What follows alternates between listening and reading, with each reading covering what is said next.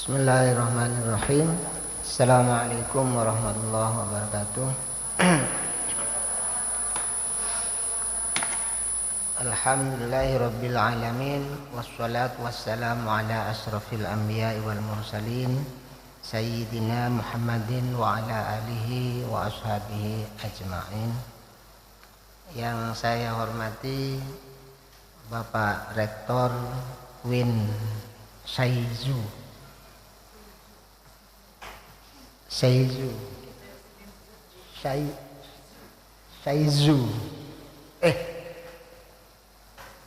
benar ya, Saizu.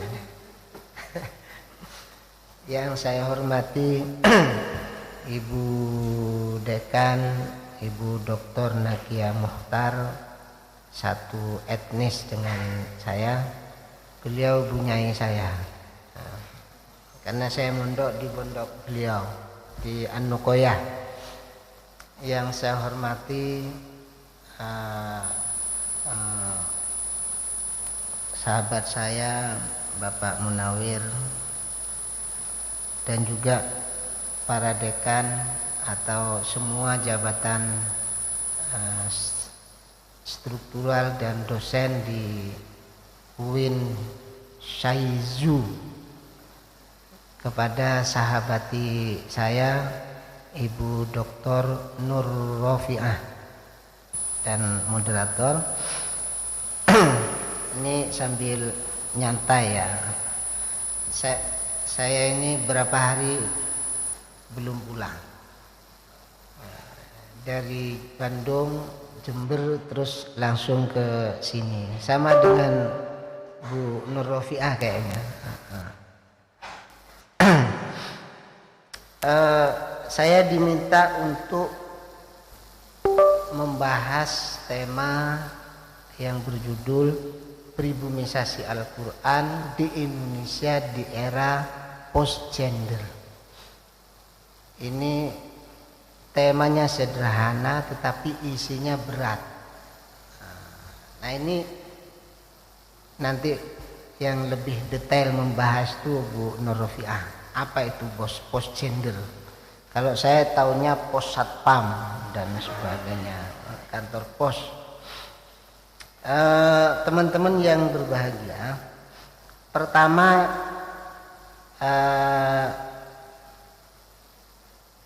saya ingin membahas dua hal saja, dua hal yang sederhana saya kira, dan ini penting.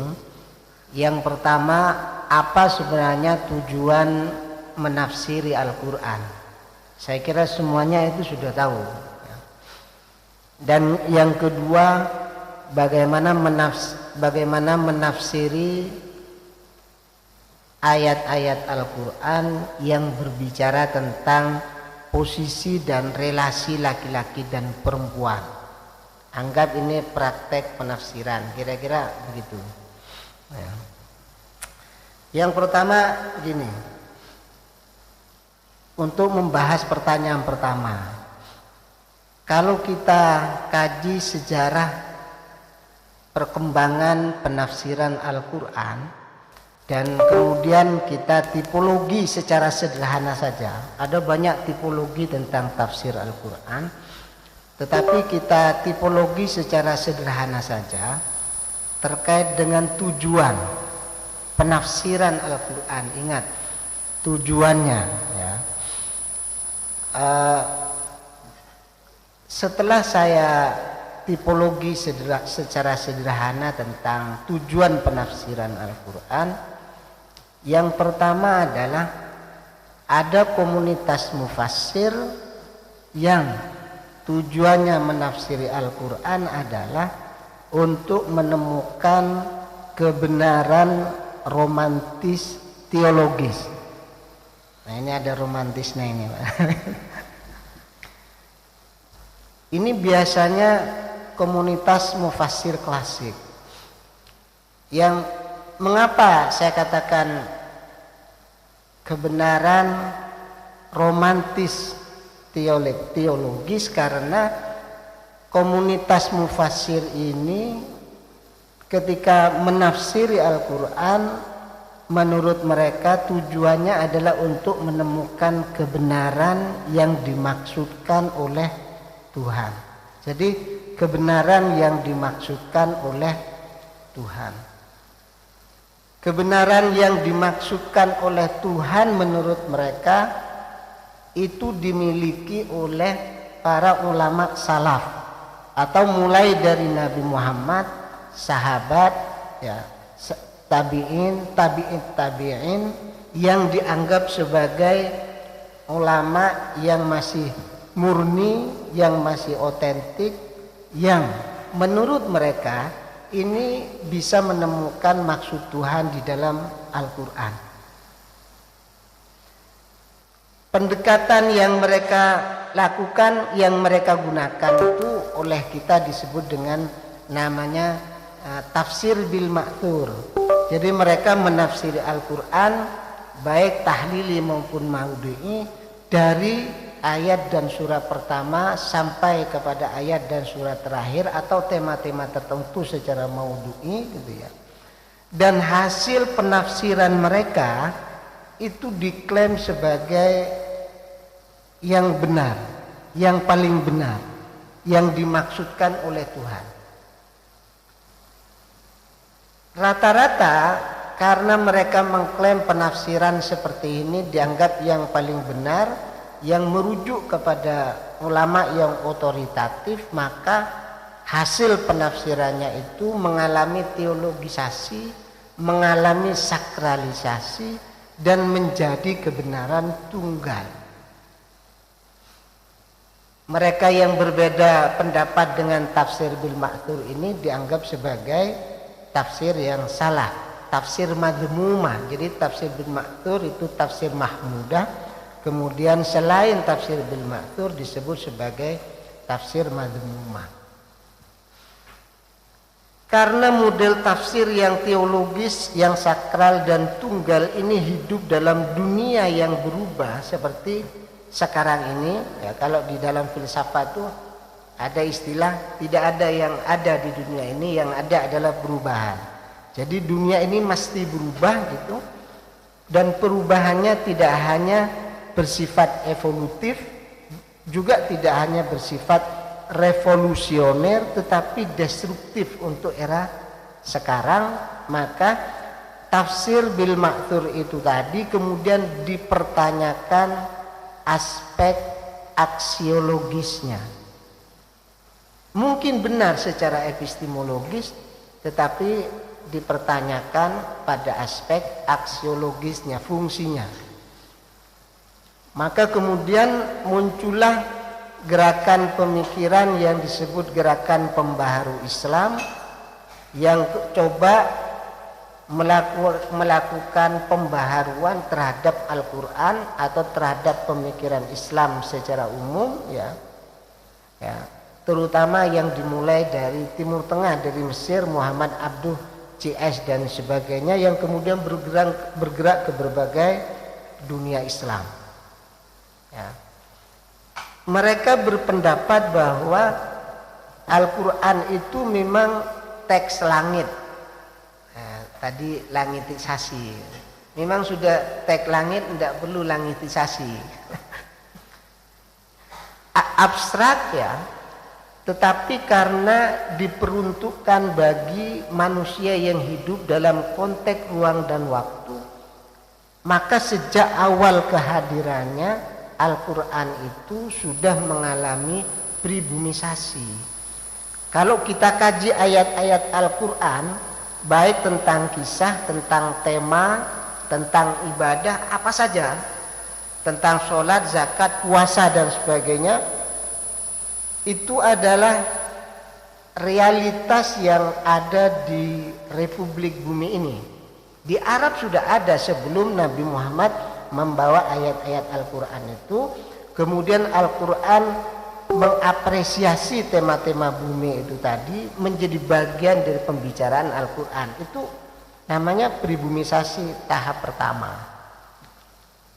Menurut mereka, dengan mengutip pendapatnya Ali bin Abi Thalib, bahwa Al-Quran itu kaya akan makna. Bahkan Al-Quran sendiri mengatakan, andai kata air laut dijadikan tinta untuk mengutip firman Tuhan itu tidak akan habis sementara air laut itu habis. Ini menunjukkan kekayaan Al-Quran.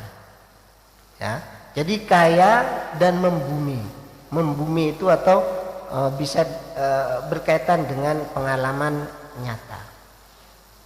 Karena itulah maka kelompok yang kedua ini mereka menafsiri Al-Quran tujuannya juga untuk menemukan kebenaran. Tapi bukan kebenaran romantis dan teologis, melainkan kebenaran teoritis. Menurut mereka, karena Al-Quran itu adalah firman Tuhan, maka untuk menggali kekayaan makna Al-Quran itu tadi harus menggunakan pendekatan. Ya. Karena Al-Quran itu kaya, maka pendekatan yang dipakai untuk mengkaji Al-Quran itu juga kaya, tidak boleh tunggal. Maka kelompok kedua ini menggunakan berbagai pendekatan atau teori, baik yang lahir dalam tradisi Islam sendiri seperti tafsir dan takwil, maupun yang lahir dari tradisi barat seperti hermeneutika, semantik, semiotika dan sebagainya. Ini digunakan untuk menggali kekayaan makna Al-Quran itu tadi. Dan kalau kita menggunakan berbagai pendekatan ini dalam menggali Al-Quran, maka hasil penafsirannya itu adalah benar secara teoritis. Ya. Jadi tidak secara teologis, tetapi benar secara teoritis. Karena benar secara teoritis, maka pendekatan yang berbeda, teori yang berbeda akan melahirkan kebenaran yang berbeda walaupun teksnya sama, Al-Qur'annya sama, ayatnya sama, pasti berbeda. Maka muncullah beragam tafsir. Jadi kalau teman-teman membaca karya Ad-Dahabi judulnya At-Tafsir wal Mufassirun, itu sangat banyak sekali itu tafsir yang berkembang. Baik tafsir yang bersifat ideologis seperti tafsir Mu'tazili, tafsir Murji'i, tafsir Ahlussunnah, tafsir Syi'i, maupun tafsir yang bercorak tematik seperti tafsir fikih, tafsir teologi dan sebagainya. Jadi banyak sekali. Nah, tetapi karena kita ini dihadapkan dengan kebenaran tafsir yang teoritis itu tadi, maka kita ini kesulitan untuk memilih tafsir mana yang cocok buat kita, buat saya, kita sebagai penafsir, maupun buat masyarakat yang mau menerima wacana tafsir. Ya. Mengapa? Karena tidak setiap kebenaran teoritis itu tadi bisa cocok untuk setiap orang, apalagi untuk semua masyarakat. Kebenaran yang ditemukan oleh mufassir Mu'tazili belum tentu cocok dengan kita sebagai penganut Ahlussunnah wal Jamaah. Kebenaran yang ditemukan dalam tradisi tafsir Syi'i, tafsir Wahabi belum tentu cocok untuk kita. Karena itulah maka kita bergeser. Kita tidak perlu lagi berdebat tentang kebenaran tafsir semata, tetapi ini aspek epistemologi. Jadi yang pertama kedua itu aspek epistemologi, maka saat ini kita bergeser pada aspek aksiologi, ya, yaitu tafsir yang cocok, yang bisa bermakna bagi kita, baik sebagai penafsir maupun sebagai masyarakat yang mau menerima wacana tafsir. Karena seperti yang saya katakan tadi, tidak setiap kebenaran itu menjadi bermakna. Kebenaran yang ditemukan oleh sahabat-sahabat Muhammadiyah dengan pendekatan yang dipakai belum tentu bermakna bagi warga Nahdien. Begitu juga sebaliknya, kebenaran yang ditemukan oleh penafsir dari Nahdien belum tentu menjadi bermakna bagi warga Muhammadiyah. Begitu juga tafsir yang lahir di Timur Tengah belum tentu bermakna menjadi bagi kita yang hidup di Nusantara.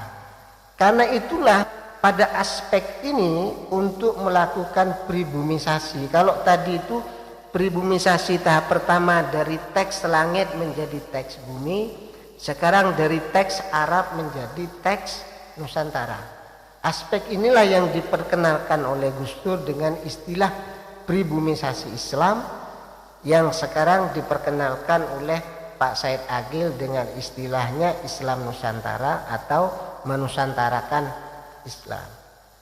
Nah, saya ingin mengatakan bahwa mari kita cari pesan-pesan Al-Quran yang bermakna bagi kita yang hidup di Nusantara.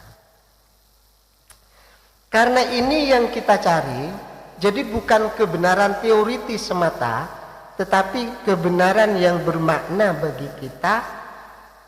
Maka pijakan yang harus kita gunakan dalam menafsiri ayat-ayat Al-Quran tidak semata-mata pendekatan atau teori tadi, tetapi adalah paradigma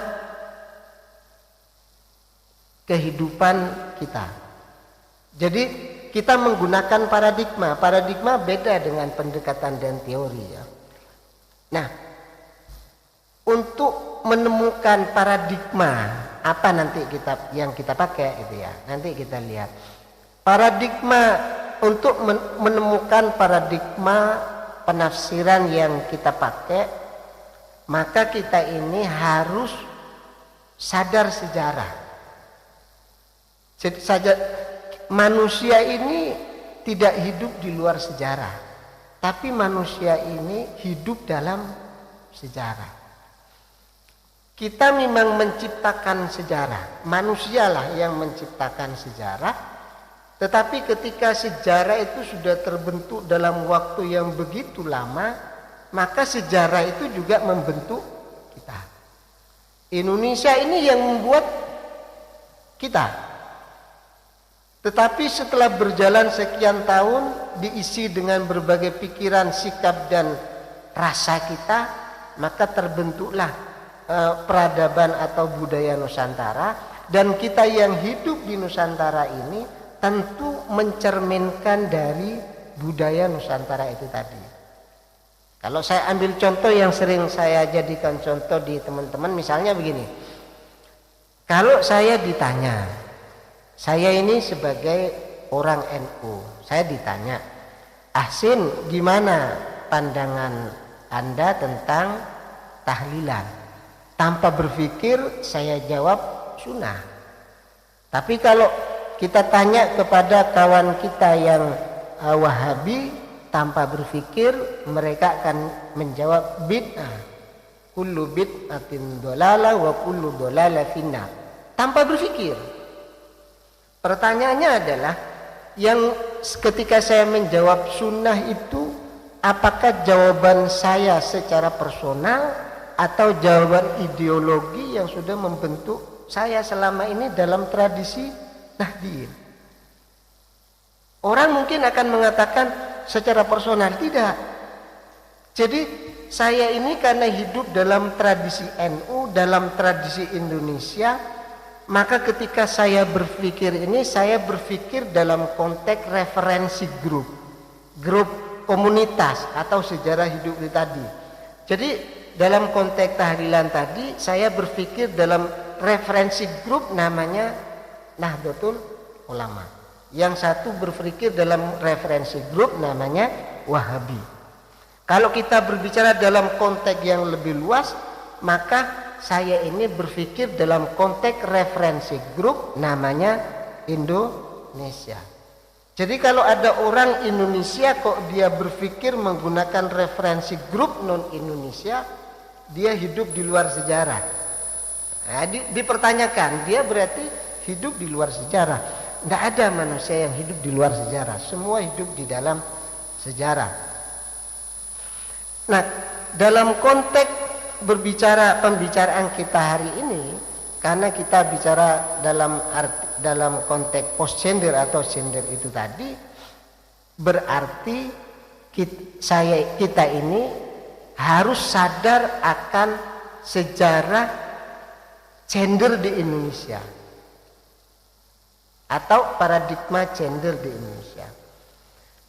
Memang dulu gender itu masih menjadi proses menuju perjuangan para pemikir feminis muslim Indonesia dulu masih dalam proses pengarus utamaan itu tadi. Tetapi belakangan setelah muncul feminis baru seperti Bu Dr. Rofiah ini, beliau seorang pemikir muslim feminis.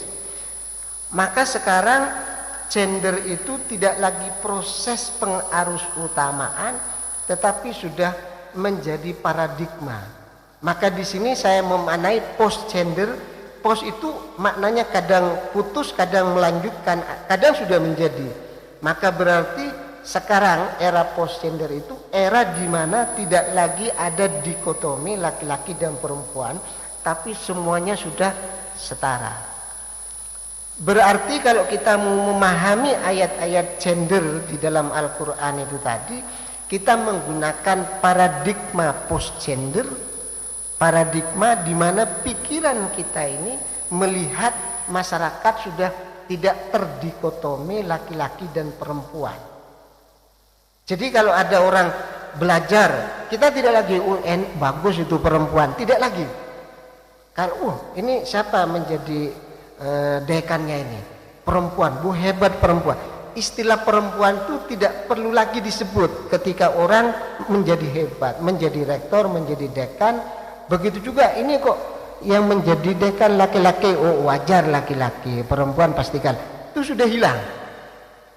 Jadi dikotomi pemikiran kita tentang gender itu sudah hilang, tapi sekarang semua sudah berpikir gender itu egaliter, sama, laki dan perempuan sama, ya berbeda jenis kelamin, tetapi dari perspektif atau konstruksi sosial itu sudah setara, sama. Jadi paradigma yang kita pakai adalah paradigma post gender yang menganggap laki dan perempuan sudah tidak terdikotomi tetapi sudah sama. Jadi kata kuncinya adalah sama. Nah, kalau demikian maka bagaimana kita menafsiri ayat-ayat gender di dalam Al-Quran yang walaupun kita sudah hidup dalam era post gender, tetapi masih banyak tafsiran-tafsiran dan juga pemikiran-pemikiran yang masih bias gender. Maka ini perlu kita atasi sebagai warga atau pemikir yang sudah berparadigma post gender itu tadi. Mari kita atasi ayat-ayat itu. Memang di dalam Al-Quran itu ada banyak ayat. Memang perempuan ini terutama menjadi fokus pembicaraan di dalam Al-Quran. Ada surat An-Nisa, ada surat Maryam dan sebagainya. Ada At-Tolak, itu juga banyak bicara tentang perempuan ya. Dan sajian Al-Quran tentang perempuan itu di satu sisi memang ada yang egaliter, sama, setara, tetapi di sisi lain ada yang dalam tanda petik itu berbeda dan membeda-bedakan. Nah, ini kita atasi dengan paradigma post gender itu tadi. Nah, karena itulah maka pertanyaan pertama yang permasalahan kedua, pertanyaan kedua itu kan tadi pertanyaan pertama sudah saya bahas. Pertanyaan kedua, bagaimana kita menafsiri ayat-ayat Al-Quran yang berbicara tentang gender itu tadi dalam paradigma post gender? Pertanyaannya begini, ini saya masih sedang mengotak-atik. Saya sebenarnya sedang proses menulis buku 5 jilid, di antaranya itu tentang gender ini tadi. Pertanyaannya begini, ini kalau kita belajar usul fikih ya, kan kita kadang mengajukan pertanyaan begini, bagaimana hukum asal sesuatu? Tapi dalam konteks ini pertanyaannya diubah, bagaimana hukum asal atau bagaimana pandangan mendasar tentang bagaimana pandangan mendasar Al-Quran tentang posisi dan relasi laki-laki dan perempuan, apakah setara kecuali ada dalil yang menunjukkan perbedaannya, atau yang kedua berbeda kecuali ada dalil yang menunjukkan kesetaraannya. Nah, ini kita coba mengotak-atik. Saya tidak berbicara tentang gendernya ya, nanti beliau, karena saya murni berbicara dalam konteks bagaimana memahami Al-Quran. Jadi pertanyaan tadi, apa hukum dasar tentang posisi dan relasi laki-laki dan perempuan, apakah setara kecuali ada dalil yang menunjukkan perbedaannya, atau berbeda kecuali ada dalil yang menunjukkan kesetaraannya? Kalau teman-teman mengkaji tentang ayat-ayat hubungan antar penganut agama yang berbeda, itu para aktivis itu selalu mengedepankan argumen perbedaan. Jadi mereka akan mengatakan Allah itu menjadikan perbedaan itu sebagai sunnatullah. Berbeda etnis, berbeda warna kulit, bahasa, budaya, juga berbeda agama. Karena itu perbedaan, maka itu dan itu ketentuan Tuhan, disebutlah sebagai sunnatullah. Maka kita ini harus toleran kepada mereka yang berbeda keyakinan dengan kita. Jadi argumen perbedaan kalau kita berbicara tentang hubungan antar agama. Tetapi kalau kita berbicara tentang posisi dan hubungan laki-laki dan perempuan di dalam Al-Quran, prinsip yang kita pegang itu menurut saya, dan juga ada pemikir Timur Tengah namanya Muhammad Baltaqi, yang harus dikedepankan adalah mereka itu setara kecuali ada dalil yang menunjukkan perbedaannya. Jadi kesetaraan dulu baru berbicara tentang perbedaan. Jadi hukum asal posisi dan relasi laki-laki dan perempuan adalah setara ya, tidak berbeda. Setara dalam hal apa? Ada banyak. Asal usul penciptaan itu setara. Walaupun ini perbedaan konseptual antara feminis dan mufasir klasik, apakah perempuan dicipta dari tulang rusuk atau dari zat yang sama, itu persoalan lain. Tapi kalau saya menganggap dari zat yang sama. Jadi setara dari aspek penciptaan, setara dari aspek Tuhan memuliakan anak Adam. Ini kita perempuan juga anak Adam. Setara dari aspek bahwa semua anak dilahirkan dalam keadaan suci, kullu mauludin yuladu 'alal fitrah. Setara dari aspek teologis bahwa semua anak itu percaya Allah adalah Tuhannya. Jadi dalam Al-Quran, di dalam masih berbentuk janin, Allah bertanya kepada calon bayi itu, bukankah saya Tuhanmu? Bala syahidna. Ini semua calon bayi, tidak ada calon bayi laki-laki, tidak ada. Jadi secara teologis itu sama, setara. Dari sisi taklif juga setara. Laki dan perempuan disuruh sholat, disuruh membayar zakat, disuruh berpuasa, disuruh haji dan sebagainya, sama dari sisi taklif. Dari sisi hudud, had, hukuman, sama. Az-zaniyatu waz-zani fajlidu, asyariku wasarikatu faqta'u aydiyahuma. Semua sama. Tidak ada misalkan pencuri laki-laki dimaafkan, perempuan tidak ada, semua sama. Ada banyak aspek kesamaan. Ini hukum dasar, ya. Tetapi memang di dalam Al-Quran ada juga dan juga hadis yang secara normatif, ingat, secara normatif menampilkan kesan ada perbedaan dan membeda-bedakan, ya. Misalnya ayat tentang kepemimpinan, ayat tentang warisan, itu secara eksplisit redaksinya membeda-bedakan. Ayat tentang poligami ini berbeda. Kalau demikian, kalau di dalam Al-Quran ternyata masih ada ayat yang menunjukkan perbedaan dan membeda-bedakan antara laki-laki dan perempuan, maka cara menafsirkannya adalah, pertama, kita ini menganggap bahwa ayat-ayat ini sebagai proses untuk menuju kesetaraan itu tadi.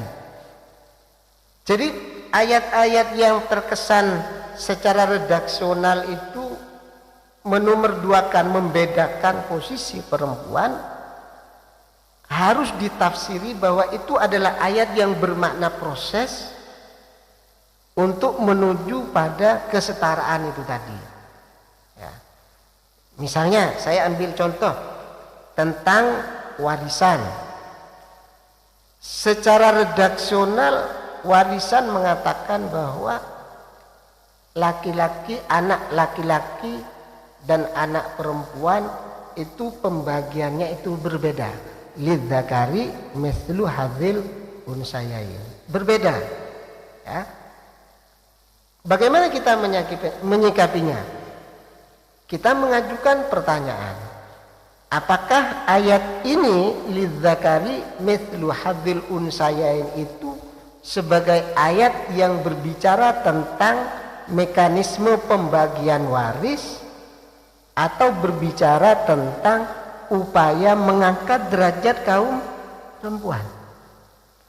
Hampir mayoritas penafsir menganggap, termasuk ahli fikih, menganggap ayat ini berbicara tentang mekanisme pembagian warisan. Nanti kalian bisa baca kompilasi hukum Islam atau fikih, dan mesti 2:1.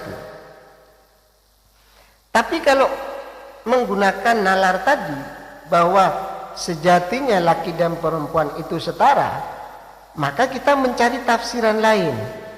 Tafsiran yang tepat menurut saya, bukan salah yang tadi itu, adalah ayat ini berbicara tentang proses untuk mengangkat derajat kaum perempuan. Jadi bukan berbicara tentang mekanisme pembagian, walaupun ya juga. Mengapa saya bilang seperti itu? Karena kalau kita baca sejarah, ya, perempuan itu mungkin sama dengan hewan. Ini di Arab dulu. Perempuan, laki-laki bisa mempunyai istri banyak. Kalau seorang perempuan melahirkan anak dan anaknya perempuan, mereka tidak suka. Ada anak perempuan yang hidup-hidup. Kalau seorang bapak punya banyak istri dan salah satu istrinya masih muda, itu biasa diwariskan kepada anaknya. Coba bayangkan, perempuan bukan hanya tidak mendapatkan warisan harta, tetapi perempuan juga diwariskan. Tidak punya nilai dulu. Coba Anda bayangkan, tiba-tiba dalam kondisi seperti itu, Al-Quran memberi bagian separuh bagi anak perempuan dibanding anak laki-laki. Itu artinya apa? Itu artinya Al-Quran step by step, pelan tapi pasti, coba untuk mengangkat derajat kaum perempuan. Karena pada saat itu tradisinya masih sangat patriarkal, tidak mungkin langsung otomatis, tapi pelan tapi pasti. Nah sekarang ini kita kan sudah hidup di era post gender itu tadi. Maka ayat-ayat yang seperti ini harus kita tafsiri bahwa pembagian waris ke depan, mulai sekarang juga ke depan, itu bukan lagi 2:1, tetapi 1:1, 2:2, karena laki dan perempuan sudah sama. Ada banyak perempuan lebih hebat, lebih pintar, lebih bijak, itu banyak. Tidak jarang laki-laki lebih bodoh, lebih nakal, dan tidak banyak sama. Jadi sudah setara. Karena itu maka ayat-ayat yang menampilkan kesan perbedaan laki-laki dan perempuan ini harus ditafsiri sebagai proses menuju kesetaraan. Kalau ini yang kita lakukan, maka kita ini akan benar-benar hidup di era post gender. Saya kira itu dari saya. Terima kasih. Assalamualaikum warahmatullahi wabarakatuh.